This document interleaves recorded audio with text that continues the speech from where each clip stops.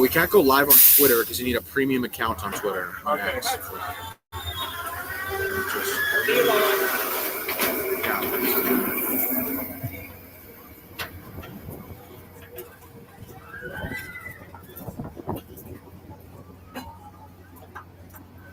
Okay, I think we are live. Hey, everybody. Are we live? I hope so. It's taken a long time. We were supposed to go at noon and then 2, and now it's 3:34 Mountain Standard Time. It's Chris and Bailey, and it's Talking Sheets. Talking Ferris wheels. Yes. Yeah, I want to say a quick shout out to Canadian Power Pack. They are our solar providers and at the Sheets compound. And Greg Jonas and Canadian Power Pack are sponsoring the Alberta Wheel of Dreams, as a matter of fact. They're going to be coming up and riding tomorrow, if I'm not mistaken. And thank you to Canadian Power Pack. It's not a sunny day today, but we've had a lot of them. Solar is great, and Canadian Power Pack does it better than anybody else. They're waiting for a sunny. They don't go anywhere without sun. You know, they're powered by solar, so they can't come today. Oh, that's why. Yeah, I see. All their vehicles are solar powered. I get it. If you are even considering solar, Canadian Power Pack are the people to check. Greg and the folks there will hook you up in a huge way. All right.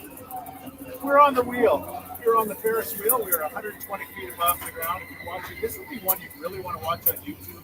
Unless you get motion. If you get motion sick, you're in big trouble. Yeah. I've noticed so far today, and we're 4.5 hours in, about a quarter of the people that come on this wheel reluctantly.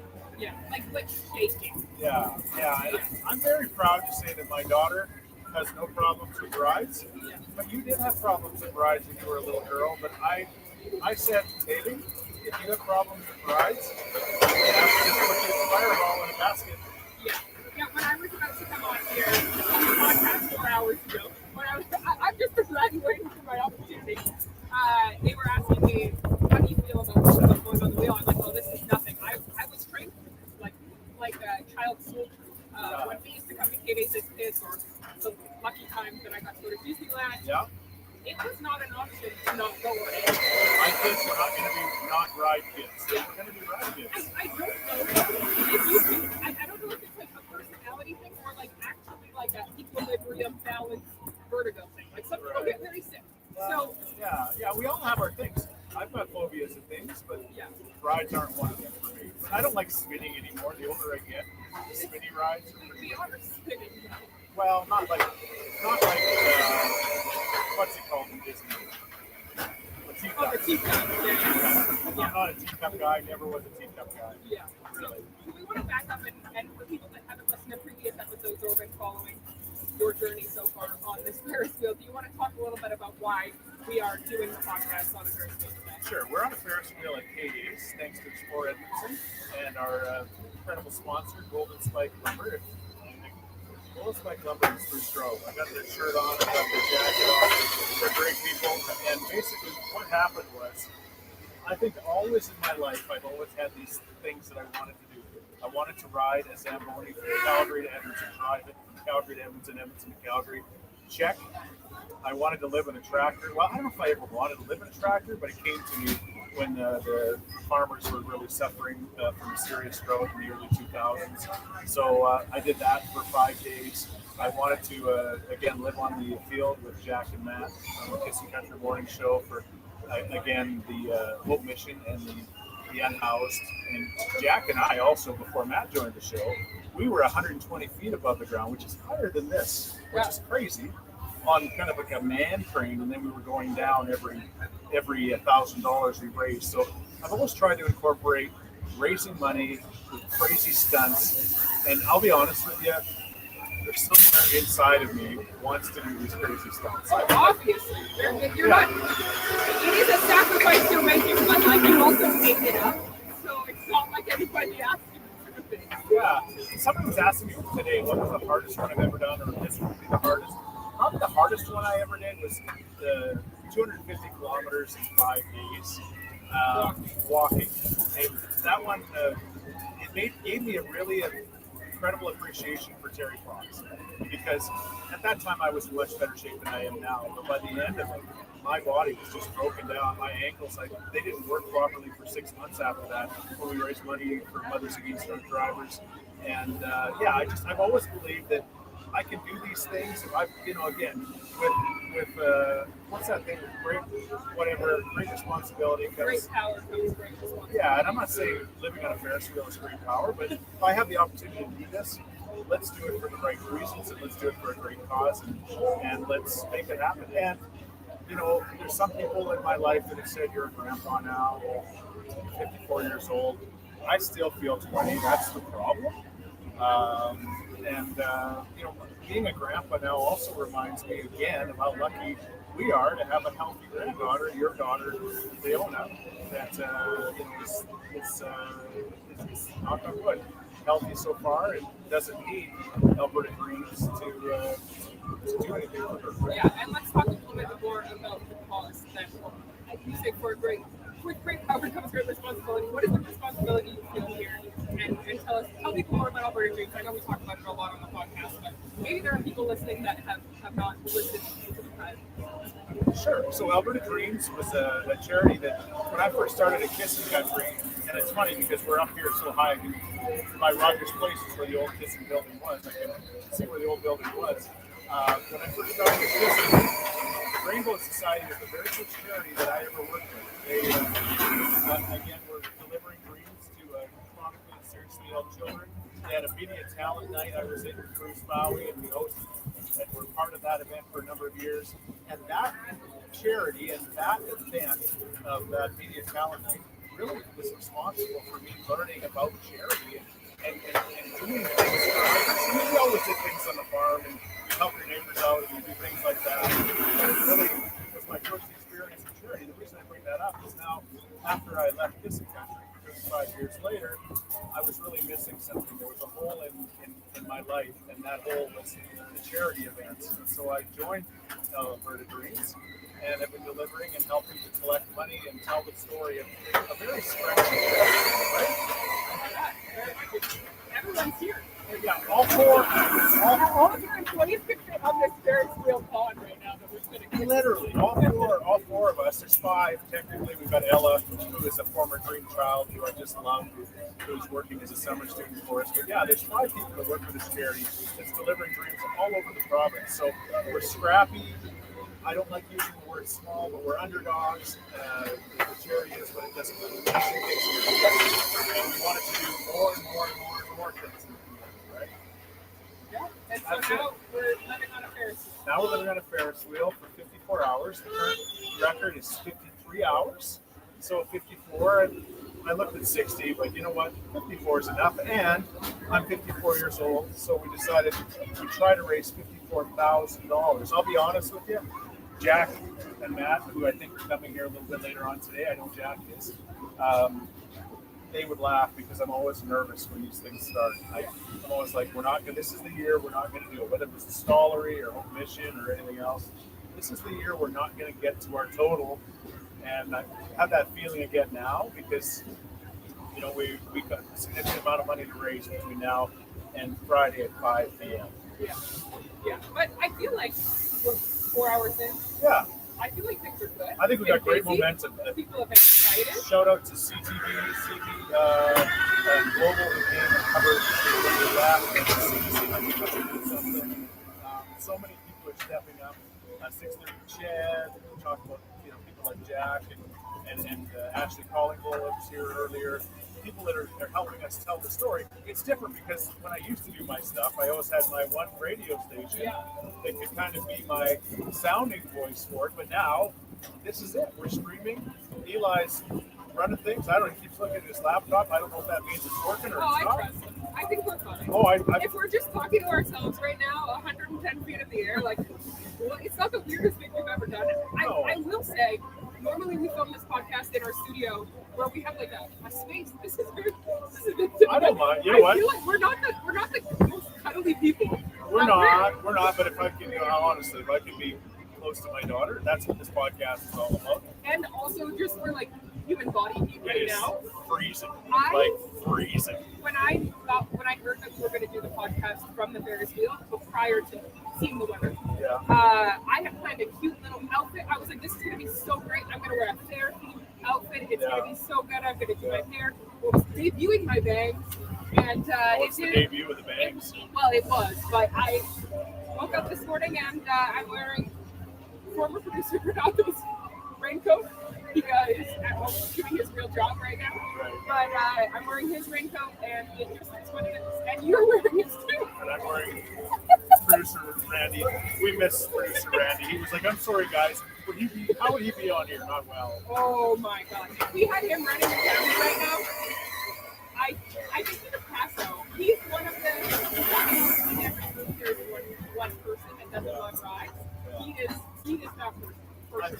I feel like I'm shivering. Am I shivering or no? Can you feel my leg? A little Feels bit. like my legs Yeah, vibrate. it's not. I'm starting to get a bad case of the numb bump. Oh And yeah. Like there's we're sitting on hard plastic on this thing. I'll be sleeping on here. A lot of people want to know about bathrooms. Technically, I can take short bathroom breaks up to 5 minutes an hour. I haven't taken one yet, and we're almost 5 hours in. But you haven't been drinking. I haven't been drinking. Which is just a functionally concerning situation. Okay, so I'm You going need to to start hydrate. drinking. You can go to the washroom. You're allowed. I 5 minutes. You don't need to. I have not had a second to go to the washroom. Yeah, Like, there's been a lot of gaps. it's been really good. So no, it's been going really well, I would suggest. I was going to talk about Katie's business. I was telling while I was waiting to get on here too, I did some work with CCP, and I remember that where we used to run an activation called So You Want to Be an Anchor, and it would be like in the expo building at K-Days, and we would start at the beginning of K-Days when it opened and bring the full country and how people get up with the talent of CCP and then we would edit and get videos for the group. So I did a couple full K-Days like from start to close, and then since then haven't spent a lot of time. Right, because you get enough of it. It's a lot You got of enough of it in 10 days. exactly. It's a The long rest time. is right. It's a lot of days too. Is another thing that people have been asking you. How are you going to eat? Yeah. Have you eaten anything yet? Oh yeah. Thing of mini donuts wherever they are. Somebody might have taken them. The mini donuts. We got a mini donuts trailer right here. I love the mini donut. But like you can't eat many donuts. No, there's going to be other food coming. My good friends at the Nova Hotel, Chateau Lacombe, are going to be providing me with a catered meal. Alberto is going to be bringing that from the Laurent. Experts on spinning. Exactly. Food that you eat while spinning. Exactly. So they're going to be stepping up. So that'll be next tomorrow. But yeah, there's going to be a lot of good food. That's not going to be an issue. I'm not really worried about that, to be honest. I think it's going to be good. I mean, like the Katie's food, they've got all sorts of wild and wacky things here. You know, I'm not really a wild and wacky guy. You aren't like adventurous in different types of cuisine. I think if it's deep fried, you would eat anything. Yeah, deep fried. Yeah, that's So what. I think you are adventurous in terms of like Even fair prairie, food. even prairie oysters. You know what prairie oysters are? Yes. Yeah. I don't think they have prairie Eli, you know what prairie oysters are? No, they're little round things that come from what once were bulls and now steers. Delicious. Eli, the producer. I don't think that you want. I don't think that there's prairie oysters. Can I tell you my favorite Katie's memory? Yeah. Thank you. My favorite Katie's memory was back in, I believe, 1987 or 86. One of those years. You can Google it and check it out if you don't mind for me. But I brought your now mom here on one of our first dates to Katie's, driving the vehicle for my first time. So that had to be 87. So we come here, and I want to impress her, and I want to win her a teddy bear, because that's what you do. You come from the Thorsmead, you bring your girlfriend, and you want to win her a teddy bear. I literally spent every cent I had in my wallet. I'm not good at the games. We'll talk about games in a moment. But I ended up finally trading up and getting her quite a large teddy bear. Okay? She's 16 years old. After that, we went and saw George Strait, who was playing at the Expo Center, which was the Agricon. He played at the Agricon. George Strait. He played in front of 3,000 or 4,000 people. We were in that crowd to see George Strait. your mother, we were sitting close to the back. Your mother went, "Oh my gosh, I love this guy. This show's fantastic. I'm going to go throw my teddy bear on the stage." And I said, "No, you're not." You were hard. That's what I'm saying. Time. I said, "You throw that thing on the stage and you're walking home." I said, you know what? I love you, and I think that someday we'll get married and we'll have a 30-year-old daughter and we'll be on a Ferris wheel doing a podcast. But if you throw that teddy bear on the stage, none of that's going to happen. None of it.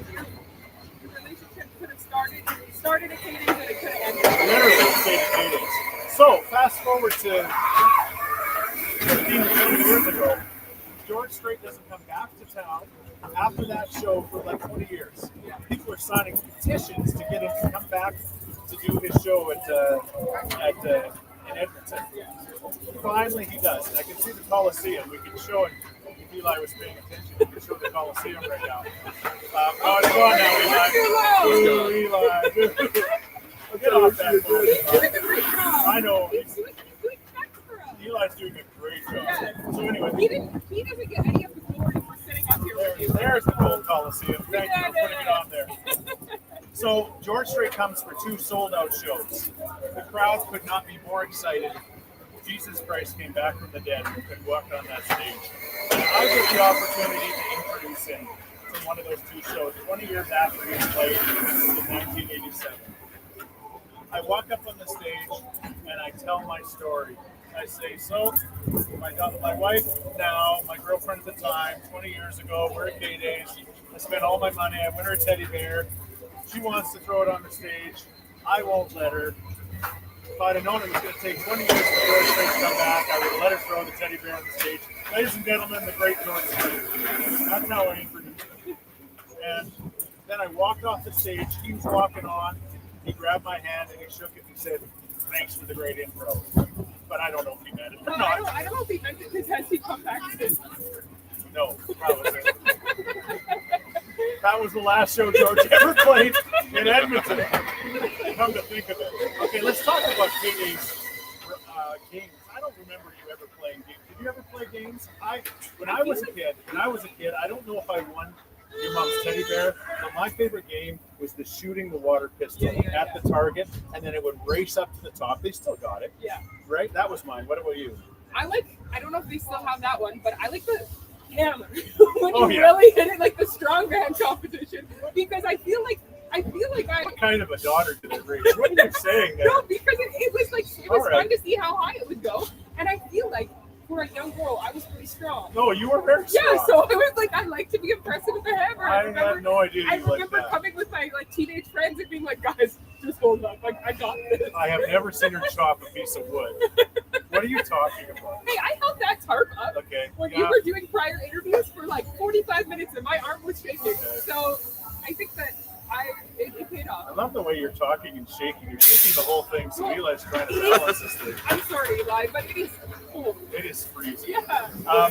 My other favorite game is the one, and I don't know if they still got it. I could see it. It was here. There's water gun fun over there. Okay, water gun fun. I love that. Oh, they got beer pong. Oh, that's new. They got ring a duck game.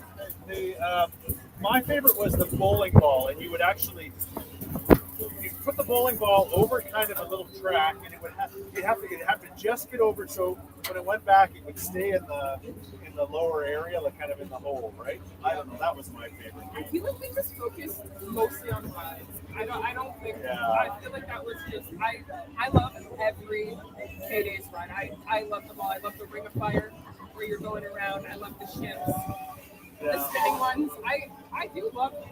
I love a ride. What about the Polar Bear Express? Do you want to go faster? Do you want to go faster? It's right here. Polar Bear Express. We have it. That is like the classic, the Polar Express. It's not Polar Bear, Okay. but Polar Express. But there's polar bears here.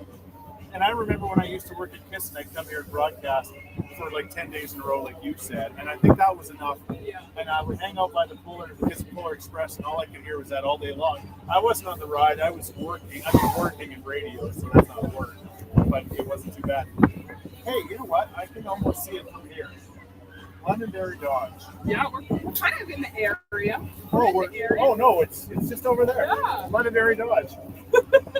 Honestly, we love Londonderry Dodge. Yes. We're driving the Jeep Wrangler, which we absolutely love. What color is it? Slate Slate. blue. And what about yours? It's about the color of my lips. We're driving the Jeep Compass Trail off Yeah. 25. Such a great vehicle. We talked about in the previous episode going to have it. It was just such a nice drive there and back. It was perfect. Such a nice vehicle. We didn't get to use like sand mode or anything like that. We didn't do any crazy off-road, but it was just the best. I rode it in last night when Renato picked us up from the Great Outdoors Comedy Fest, which I want to talk about. Yeah. But I rode in the back seat with Leona, and man, it was so comfortable. It was really, really nice. So shout out to Londonderry Dodge. Again, they're great people there, and they just set you up with the vehicle that you want, whether it's a Ram truck, whether it's a Cherokee, whatever you got, your things. Couple Trailhawks. They've got them all, and Londonderry Dodge, they're good people. It's a smoother ride than this. Hi, Londonderry Dodge. Hi, Mitch. Hi, everybody. we like those folks. Let's talk about the Great Outdoors Comedy Fest last night. We had a chance to go make sure our friend Mike Anderson, Mitch is with Londonderry. Mike Anderson, first plug's free. Mike Anderson, one of the greatest guys on the planet. He really is. Incredible story. During COVID, they were trying to figure out what to do. He came up with this idea of this comedy fest, and with COVID spacing with tables, and this thing has taken off, and it's all over Canada. And we've got Seattle or somewhere in Washington, Spokane. And last night we had a chance to go, and we were hosting some amazing people. Yeah, it was really, really great. Yeah. We were with Michigan last year, and it was just like wonderful. It was so fun to hang out with them. They just purchased Yeah, to help on Alberta Dreams. Yeah. And they were incredible. They're amazing people. They really are. They're huge part of the Ben Starker Foundation and a bunch of other great community things going on. But we had a chance to see Martin Short. And Martin Short, you are becoming familiar with Martin because of? I knew who he was. No, It's but not like I more was like, familiar. I'm a big fan of Only Murders in the Building. Yeah, Which really is good. really, really great. Steve Martin Yeah, and Steve Selena Martin, Gomez. Selena Gomez, which is, we've talked about that on the podcast before, but it's like a really fun, you can tell that they're having a great time doing it, especially Steve Martin and Martin Short, who are longtime friends and collaborators. But it was really, really cool to see him in real life. Right. He's so small. Right. It's Yeah. just- Oh, he's so small. Yeah. 75 years old. Like, it's mind blowing. He is a physical comedian, and he leaves it all out there. And he was so funny. And he had Gene Principe, who's going to be joining us on the wheel next. He did a Jiminy Glick thing with him that was just incredible. And then John Mulaney is got to be the most talented comedian on the planet. I just watching his delivery, an hour and a half he went, and it's it's all personal stuff. He's had a really messed up life, and he's a really messed up guy, but he's got the ability to just make it so funny. And you said when we left, you said he was like the funniest you've ever laughed. Well, I've been a big fan of John Mulaney for a long time. Like, I showed you guys videos of him. Yes. Before he had Netflix specials, I was like on YouTube and watching his skits. I've been a big fan of him. Again, a lot of personal stuff in the last couple of years, for sure. Yeah. But he has a way of bringing it into the show in a way that is like very self-aware. And there is just, I don't think, for me, there's not a funnier comedian. Like, I think that he is just, his delivery, his voice, he can make anything funny, and I really like his observational humor. Like, he went on a bit about his dryer, which doesn't sound funny, but the way that he presented it and like the sounds he was making and stuff, it was like an incredible show. And I think what was also interesting is Martin Short was like very physical comedy. Like, he's dancing, he's moving, he's doing costume changes, he's singing. It's like theatrical, where John Mulaney just stood there in one suit the whole time, and it was like just completely different types of comedians, but both of them were just, it was so good. He did a thing about his dryer and his LG dryer, and we have the same dryer. Yeah. So I came home, and there's nothing worse than trying to recreate jokes from a comedian. Oh. Your mom is having none of it last night. She's having none of it for a lot of reasons right now, but she was care. I hope you're feeling better. I hope she's not watching this. I hope she's sleeping. I really But do. the dryer thing, the algae dryer, thing was so funny and so good. So it was just the comedy fest was absolutely amazing. It was just a great. It was a great night. So yeah, that was really good. So I don't know. I think we've got our next guest coming by. The podcast is going for about a half hour here. Is that right? Or so? 25 minutes. 25 minutes. I would like to talk about Yeah, cool. how we got to the festival because this was shocking to me. Okay. I think that even crazier than the fact that the Great Outdoors Comedy Festival we had an amazing time. We got there. I said, you were like, the baby's sleeping, we're not going to have what do we do? Like, how do we get there? You can't park at the festival. I'm like, well, I'll order us an Uber, like maybe like 5 minutes away, it'll be $10. And you were like, oh, yeah, an Uber. Yeah, I've never taken one of those before. I've never taken an Uber before. Sorry, what? So, you're from the farm when. So not only was it your first time seeing comedy legend Martin Short, it was also your first time entering an Uber, which is just mind-blowing. By the way, our Uber driver dropped us off at the wrong place. It was a 3-star max situation. He dropped us off at the top of the hill in the middle of traffic and said, "This is the drop-off zone." And I said, "Okay." Nobody else around here. And then the more unsure he became, he just kept saying, "This is the drop-off zone." I'm like, in the middle of the lane. I wonder when he drove it up and dropped it down Walterdale Hill. He had to feel a little bit If he bad. saw the actual drop-off zone, he probably went, "Oh."